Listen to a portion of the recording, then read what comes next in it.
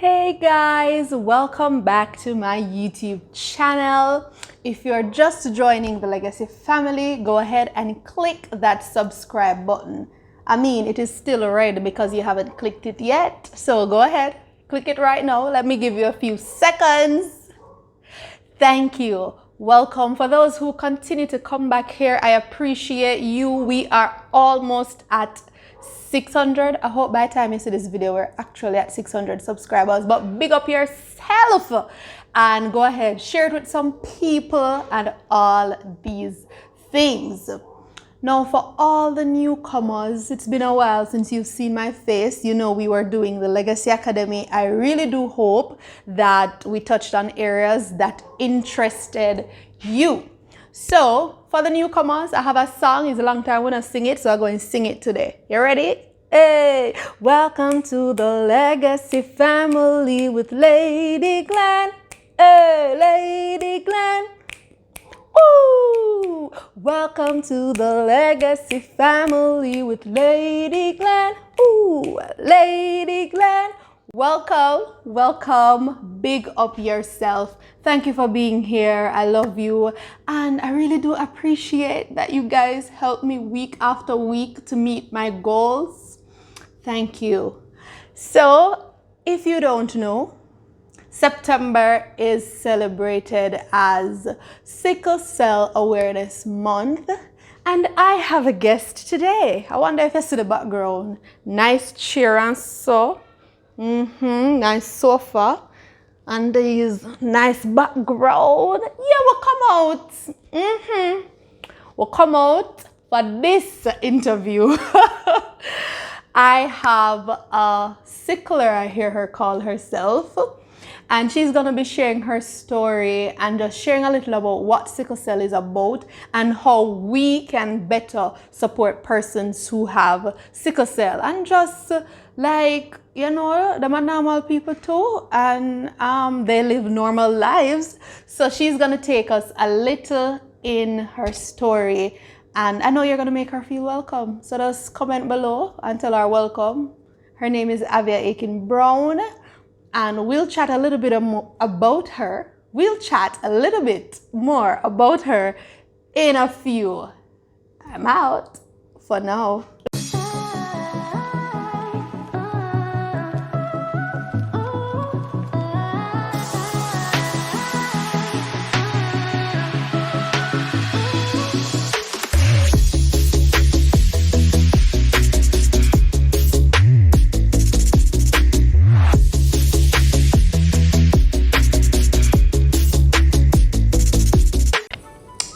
Yes. It's Lady Glene for me. Oh, it's Mrs. Brown for me. I don't know. Period. You don't understand. Welcome to my channel. I'm so happy to be here, Glene. Thanks. Trust and believe.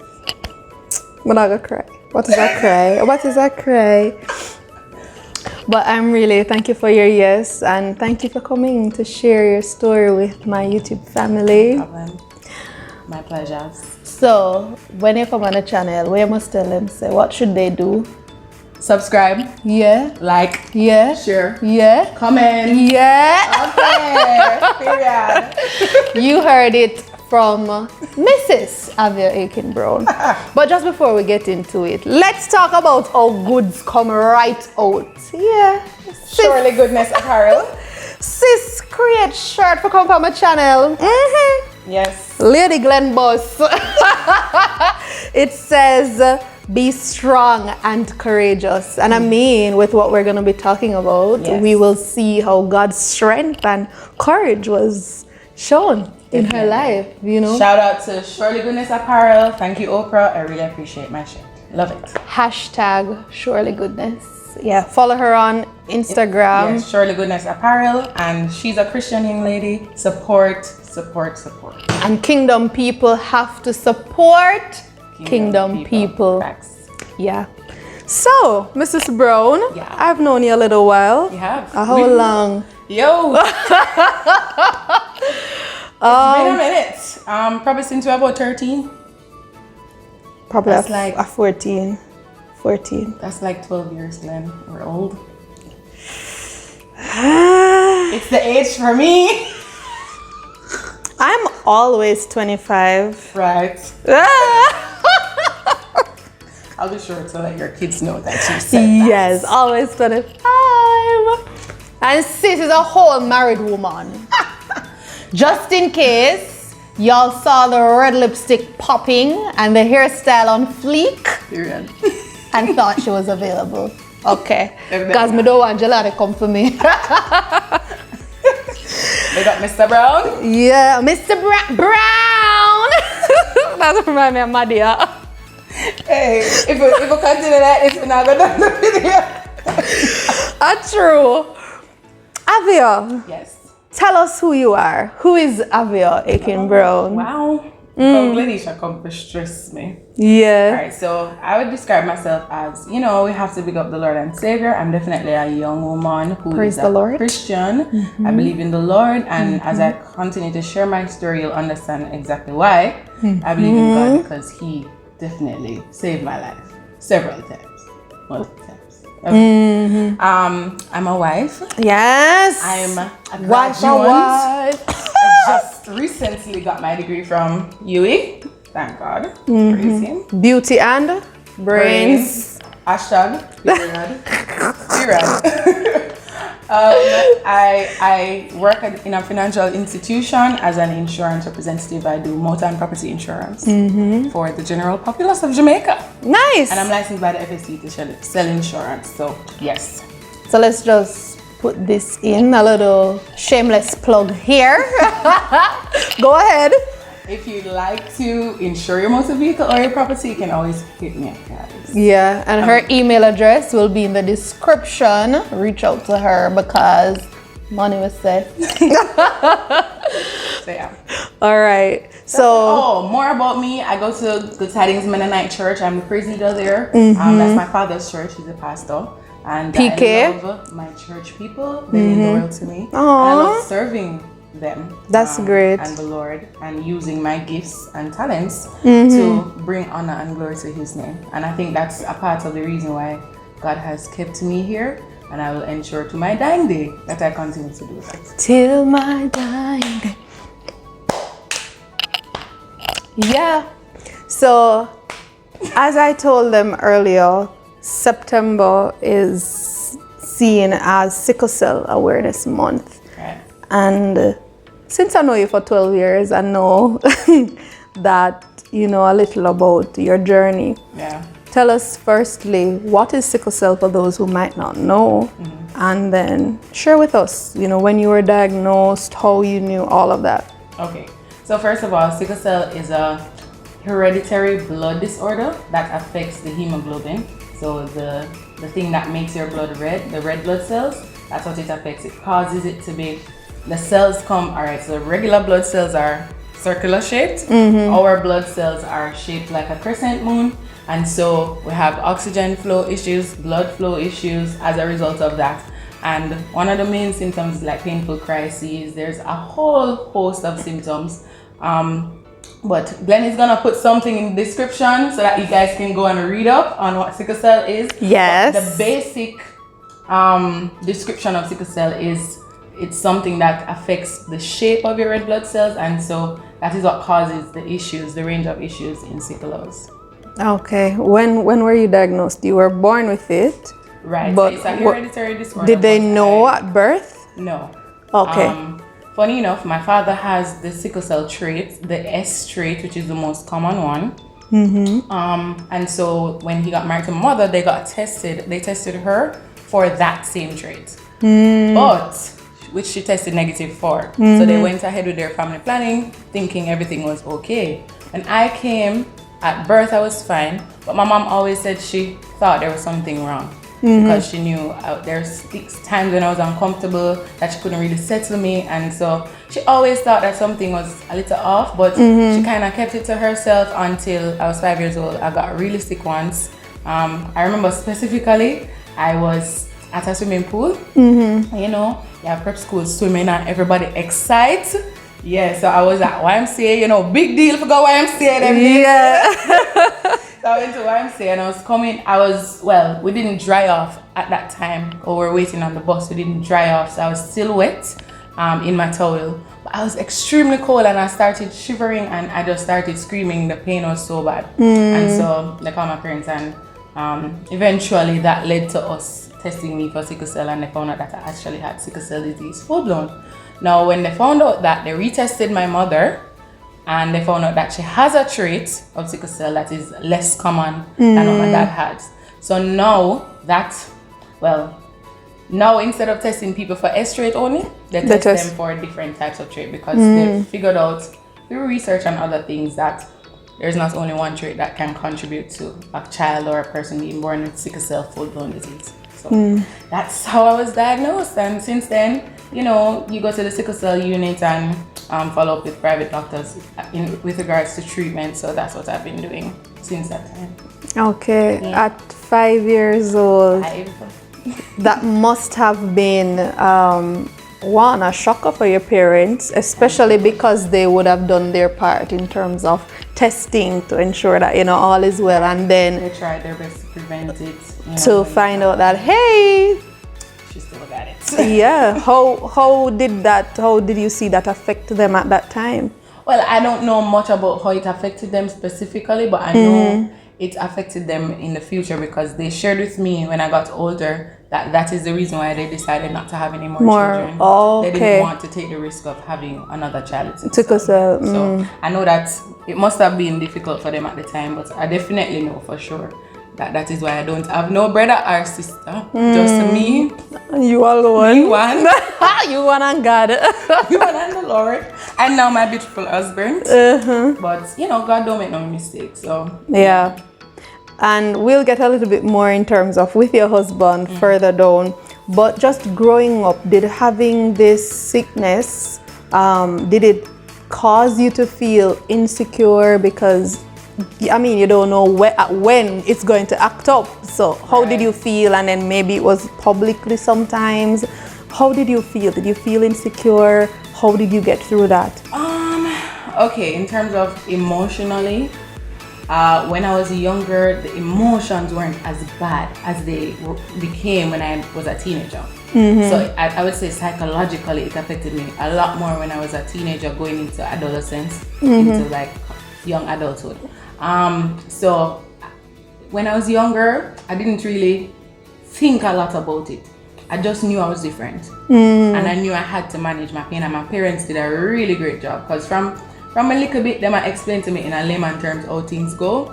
And so when they found out I had sickle cell, they got educated and they informed me, and they ensured I knew what was happening and why and how sickle cell works and all of that. So just to put in right here, if you know somebody, if you're a parent or maybe you're a child, and your child, your niece, your nephew, somebody feel have sickle cell, it's very good to get educated. So you can do what Avia's parents did to educate that child, so that I would say she's managing well. Yes. Yeah. I am. Great. Right. So the way it affected me when I was younger. So how sickle cell works? Well, for me, because your blood cells are not normal, certain things affect you differently than a normal person. So for us, extreme temperatures like heat and cold will affect you differently than a normal human being. So for me, it was mostly when the time was extremely cold, or when it's hot and I wasn't drinking enough fluids to replenish my system or to make my blood flow properly.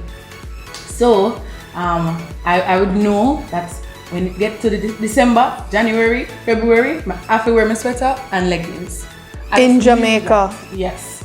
I just knew from a young age, because I had to preserve my body temperature. I had to make sure that I was regulating myself so that I would not end up in a painful crisis. Of course, there were times where you do all you can. I did all I could, medicate and that kind of thing, and it just would not go away. And in those cases, you just have to continue to medicate and ride it out until the painful crisis ends. It can be days, can be a week, can be more, but they do recommend that if it goes more than 3 days, you seek medical attention. Even before that sometimes, because it could be a sign that something else is going on. Sorry.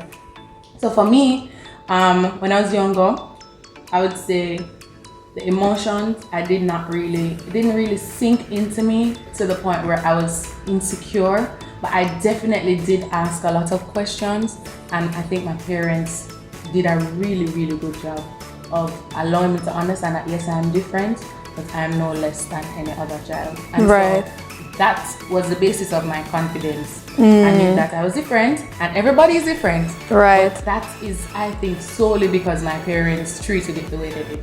So I hope that answers the question. Yeah, it did. You mentioned though that sometimes you had painful crisis and all of that. Share with us one experience that, you know, it flared up and maybe you had to be rushed to the hospital. Share with us one memorable one. One memorable experience? I know you might have a few. Okay, so anybody who grew up with me knew I was constantly in pain. But the time that I would say sickle cell flared up on me was when I was probably 9 years old. I know I was 9. Why? Glene, we did that turn 10. Right? Yeah, I know 10 double digits. Double digit, big deal. I'm a big deal. Yeah, It's a big deal. And my parents were having a party for me. Girl sick. yeah. Parents don't know, but and girl don't tell nobody. Cause you want the party. Party have to go. Yeah, Bounce and them something there. a big things. Big deal. Yeah. Hey, in them time that if you're not bounce about, I say, listen. Kind of want a real party. Right, so I didn't want my party to be cancelled. And my parents would, listen, them don't play. You see when I'm sick? Them never play Glene, man. I tell you. Pick up Julian and listen 18. Yeah. Any day. Big up on yourself. They took my health very seriously because they knew what it meant. If the difference between 5 minutes and 10 minutes or whatever, it makes a difference. The earlier you stop things in your tracks with sickle cells, the easier it is to manage. So I was coughing, I had sneezing, and that time, that's a sinus infection for a sickler can easily become pneumonia, which was the concern. So I didn't tell them that I used to hide me a cough and a stifle because you don't want them hear me. Oh, you do that. I didn't want them to know that I was sick. Glene, my party go on, nice party. Yeah. Enjoy myself. You want to know, say, after the party done, girl in the bed, a shiver, fever, up in the sky. Wow. My aunt, who is a nurse, was here at the time. And she took my temperature and she's like, she needs to go to the hospital. Like right now. And my fever was way over 100. They rushed me to the hospital. I had pneumonia. And that was probably But girl, the one worst party. experience. The party did have to go on. But that was probably the worst experience of my life because eventually, after they found out I had pneumonia, my lungs just kept deteriorating. It kept going all the way down. So my right lung collapsed and then my left lung was on the way to collapsing. I was introduced to physiotherapy. I was on medication. I was hospitalized for about 2 weeks or so.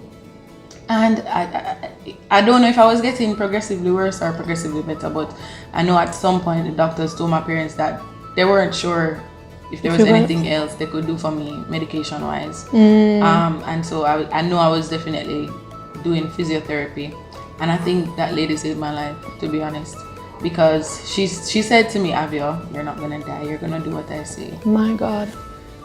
But no one ball. Yeah. She said you're not gonna die. You're gonna live and you're gonna declare the work of the Lord. So Amen. I said, okay, I don't understand because I'm 10. I just turned 10. But I'm gonna do what she says. It was hard because, you know, I had to be beating my chest every day to try to get out the fluid, and I have to beat, and whenever I bring up anything, I have to spit, and it was very nasty and very cumbersome, and I didn't want to do it. And then I had this thing where I had to be breathing to ensure I was getting air into my lungs, and it was hard because you have to get this little weight thing from the bottom all the way to the top, and I'm using my breath that I didn't have. It was painful to breathe, so it was just a horrible experience. I don't wish that on my worst enemy, trust me. But I got through, and trust me, God, I could see the hand of God, and I didn't know what my parents were told until way after. So like my mom told me when I was probably 19 that the doctors actually told Told her her. that there was nothing. But at the time, I didn't know. I just knew that I was in physiotherapy to try to fix my lungs. I know my lungs were collapsed and all of that. I think my spleen even swelled up at the time. It was a whole heap of things. It was horrible. So I think that's the thing with sickle cell. One thing affects the other, and so you just really have to be careful. And I just want to highlight that nurse or physiotherapist who spoke that word into you. I really think it makes a difference when there are healthcare professionals who believe in God or who just speak positively in the situation, even when it looks like there's nothing more we can do. You know, even when like, whoa, it looks like, but it makes a difference because you said one of your lungs collapsed, the other one was on its way. They were doing all they could do. The doctors even said, this is all we can do. But she came and she spoke a positive word, and you know, she worked really hard. She took more hours than she should have with me. She'd take when she wasn't even on call, she would come to the hospital and visit, make sure I'm doing my exercise. She would call my parents. She was just really an angel. Yeah, truly. I believe God sent her just for me. I sound selfish, but I really do believe she was there at that time just for me. And that's God. That's the hand of God, just picking and choosing who to place in your life there. So wherever she is, God, Avia, don't remember her, me no know her, but wherever she is, may God bless her. Amen. Because now we have good girl Avia Brown, would we? Yeah. So tell me though, Avia, since, as you said, there's a difference between 5 minutes, 10 minutes, and so on, having friends, did you like introduce yourself like, hi guys, I'm Avia and I'm a sickler, just letting you know? No. I don't know. What was that like? Did you tell them from the beginning, or did they find out when you told them? Did it affect the relationship now? You know, maybe they felt like, oh, we can't touch her. You know how people can behave so extra when you share that, you know, you have an illness or so. What was that like in your friendships?